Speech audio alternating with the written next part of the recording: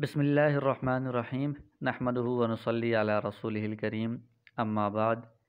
قربانی کورس کا چھٹا عنوان ہے قربانی کا حکم، یعنی قربانی کا قرآن و حدیث سے ثبوت کس طرح ہوا ہے اور قربانی کی اسلام کے اندر کیا حیثیت ہے، اس کا درجہ کیا ہے۔ تو قربانی یہ دین اسلام کا ایک شعار ہے، ایک اہم اور ضروری حکم ہے، اور قرآن و حدیث میں اس کا واضح طور پر ثبوت بھی موجود ہے، اور پوری امت مسلمہ تمام مسلمانوں کا اس پر اتفاق ہے، اجماع ہے کہ یہ اسلام کا ایک اہم اور ضروری حکم ہے۔ تو چنانچہ قرآن کریم میں اللہ تبارک و تعالیٰ نے ارشاد فرمایا ہے، سورہ کوثر آیت نمبر 2 ہے، فَصَلِّ لِرَبِّكَ وَانْحَرْ، کہ آپ اپنے رب کے لیے نماز پڑھیے اور قربانی کیجیے۔ تو اس میں وَانْحَرْ یہ قربانی کے لیے استعمال ہوا ہے، اس کا حکم دیا گیا ہے۔ تو قرآن و حدیث میں جب کسی کام کا حکم دیا جائے تو وہ عام طور پر وجوب کے لیے ہوتا ہے کہ یہ کام واجب ہے، لازم ہے۔ اگر کوئی اور ایسا قرینہ موجود ہو اس کے سیاق و سباق سے، یعنی اس کی پچھلی آیات یا آنے والی آیات سے یا دوسری احادیث سے اگر یہ معلوم ہو کہ یہ حکم مستحب ہے یا سنت ہے تو وہ الگ بات ہے، لیکن جب عمومی طور پر امر یعنی حکم دیا جاتا ہے تو وہ وجوب کے لیے ہوتا ہے، یہ چیز واجب ہے، لازم ہے۔ اسی طرح قرآن کریم میں ایک اور آیت ہے، اس میں اللہ تبارک و تعالیٰ نے فرمایا وَلِكُلِّ أُمَّةٍ جَعَلْنَا مَنْسَكًا، کہ ہر امت کے لیے ہم نے قربانی مقرر کی ہے تاکہ وہ ان جانوروں پر اللہ تعالیٰ کا نام لیں جو ہم نے ان کو عطا کیے ہیں۔ تو یہ قربانی کا جو حکم ہے یہ ہر امت میں اللہ تعالیٰ نے اس کو مشروع کیا ہے، ہر امت والے اس کو کرتے رہے ہیں۔ تو یہ جو امت ہے اس میں بھی قربانی کا حکم لازم قرار دیا گیا ہے، اور یہ اسلام کا ایک اہم حکم اور ایک شعار ہے۔ اور احادیث کی روشنی میں واضح طور پر اس کا ثبوت ملتا ہے اور اس کا واجب ہونا، لازم ہونا بھی معلوم ہوتا ہے۔ چنانچہ حضرت ابو ہریرہ رضی اللہ عنہ کی حدیث ہے ابن ماجہ کی کہ نبی اکرم صلی اللہ علیہ وسلم نے ارشاد فرمایا، جس شخص نے قربانی کی وسعت کے باوجود قربانی نہیں کی تو وہ شخص ہماری عیدگاہ میں ہی حاضر نہ ہو۔ یعنی ایک شخص صاحب نصاب ہے، قربانی اس پر لازم ہے، قربانی کی وسعت ہے، لیکن اس کے باوجود وہ قربانی نہیں کرتا تو آپ نے فرمایا کہ وہ عید کی نماز کے لیے ہماری عیدگاہ میں ہی حاضر نہ ہو، یعنی اس سے آپ نے سخت ناراضگی کا اظہار فرمایا ہے۔ تو جو حکم واجب ہو، ضروری ہو، اسی کو چھوڑنے پر ناراضگی کا اظہار ہو سکتا ہے، کسی مستحب یا غیر ضروری کام کے چھوڑنے پر اتنی ناراضگی نہیں ہو سکتی۔ تو اس سے بھی پتہ چلتا ہے کہ یہ ایک اہم حکم ہے، لازمی اور ضروری حکم ہے، واجب ہے۔ اسی طرح ایک اور حدیث ہے بخاری شریف کی کہ نبی اکرم صلی اللہ علیہ وسلم نے ارشاد فرمایا، جس شخص نے عید کی نماز سے پہلے قربانی کر لی تو اس کو چاہیے کہ وہ نماز کے بعد اس کی جگہ پر دوسری قربانی کرے۔ تو اس سے پتہ چلا کہ یہ قربانی واجب ہے، لازم ہے، اس لیے اگر اس نے وقت سے پہلے کر دی ہے تو وہ واجب ادا نہیں ہوا، اب نماز کے بعد اس کو دوبارہ قربانی کرنے کا حکم دیا گیا ہے۔ اگر یہ صرف مستحب یا سنت عمل ہوتا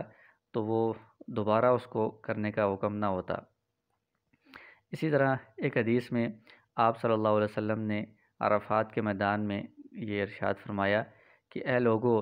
ہر سال ہر گھر والے پر قربانی کرنا ضروری ہے۔ یہ ترمذی شریف کی حدیث ہے کہ ہر سال قربانی لازم ہے اور ہر گھر والے پر لازم ہے، یعنی جو بھی شخص صاحب نصاب ہوگا اس پر الگ الگ قربانی لازم ہوگی۔ اسی طرح ایک حدیث ہے حضرت براء بن عازم رضی اللہ تعالیٰ عنہ کی کہ رسول اللہ صلی اللہ علیہ وسلم نے ارشاد فرمایا، جس شخص نے نماز عید کے بعد قربانی کا جانور ذبح کیا تو اس کی قربانی ہو گئی۔ تو مطلب یہ ہے کہ قربانی ایک اہم ذمے میں واجب چیز ہے کہ جو قربانی کا اس کو وقت پر یعنی عید کی نماز کے بعد ادا کرے گا تو اس کے ذمے سے وہ ساقط ہو جائے گی، ورنہ وہ اس کے ذمے میں باقی رہے گی۔ تو اس سے پتہ چلتا ہے کہ یہ اہم اور یہ لازمی حکم ہے۔ اور ایک حدیث جو فضائل میں بھی آپ کے سامنے آئی ہے کہ آپ صلی اللہ علیہ وسلم نے اس کے فضائل بیان کیے ہیں، اور آخر میں ارشاد فرمایا لہٰذا خوش دلی کے ساتھ قربانی کیا کرو۔ تو اس میں بھی قربانی کا حکم دیا جا رہا ہے کہ خوش دلی کے ساتھ تم قربانی کرو، یعنی یہ ایک اہم حکم ہے، لازم حکم ہے، اسلام کا ایک شعار ہے یہ۔ اور پھر اس میں عملی طور پر آپ صلی اللہ علیہ وسلم کا جو رویہ تھا وہ بھی ہمارے سامنے ہے۔ ترمذی شریف کی روایت ہے، حضرت عبداللہ بن عمر رضی اللہ عنہ فرماتے ہیں کہ رسول اللہ صلی اللہ علیہ وسلم نے 10 سال مدینہ منورہ میں قیام فرمایا، تو اس عرصہ میں ہر سال آپ مسلسل پابندی کے ساتھ قربانی کرتے رہے ہیں، یعنی ہجرت کے بعد مدینہ منورہ میں ہر سال مسلسل آپ نے قربانی کرنے کی پابندی کی ہے، اس میں کبھی ناغہ نہیں کیا۔ تو اس سے بھی پتہ چلتا ہے کہ یہ ایک لازمی حکم ہے، یہ ایک واجب ہے اور ضروری حکم ہے۔ اسی طرح انس بن مالک رضی اللہ عنہ سے روایت ہے کہ نبی اکرم صلی اللہ علیہ وسلم نے 2 سیاہ اور سفید مینڈوں کی قربانی دی اور اپنے ہاتھوں سے ان کو ذبح کیا اور بسم اللہ اللہ اکبر کہا۔ تو یہ آپ صلی اللہ علیہ وسلم کا اہتمام کے ساتھ جانوروں کو لینا، ان کو ذبح کرنا، اپنے ہاتھوں سے ذبح کرنا، تو یہ اس قربانی کے حکم کی اہمیت پر دلالت کرتا ہے۔ ایک اور حدیث میں یہ بھی ہے،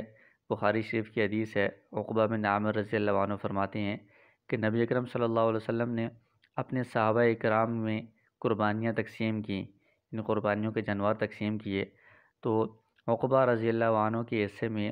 ایک ایسا جانور آیا جو 2 سال کا تھا، یعنی ذرا کم عمر کا تھا۔ تو وہ آپ صلی اللہ علیہ وسلم سے عرض کرنے لگے کہ اے اللہ کے رسول، میرے حصے میں تو یہ چھوٹا جانور آیا ہے۔ تو نبی صلی اللہ علیہ وسلم نے فرمایا کہ آپ اسی کو ذبح کر دیں۔ تو اس سے پتہ چلتا ہے کہ آپ صلی اللہ علیہ وسلم نہ صرف خود قربانی کرنے کا اہتمام کرتے تھے، بلکہ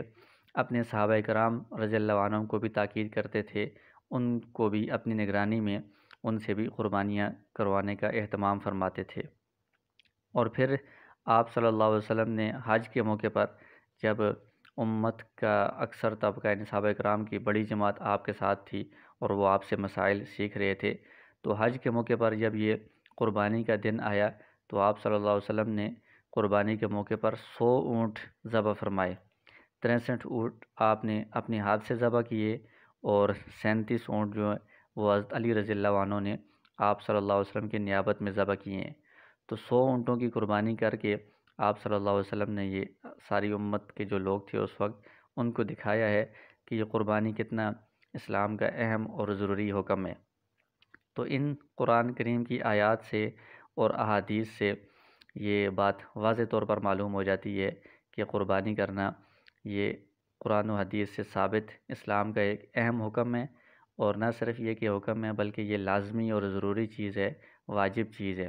لہٰذا جس شخص پر بھی جو صاحب نصاب ہو، اس کی وسعت ہو، قربانی لازم ہو، اس پر یہ قربانی کا ادا کرنا واجب ہوتا ہے، ضروری ہوتا ہے۔ اگر وہ نہیں ادا کرتا تو وہ گناہ گار شمار ہوتا ہے، جیسے کہ حدیث میں اس کی وعید بھی آئی ہے کہ اس سے سخت ناراضگی کا اظہار فرمایا گیا ہے۔ تو اب اس پر پوری امت 1400 سال سے آج تک جتنے امت کے فقہاء ہیں، علماء ہیں، ان سب کا اتفاق ہے کہ یہ قربانی کرنا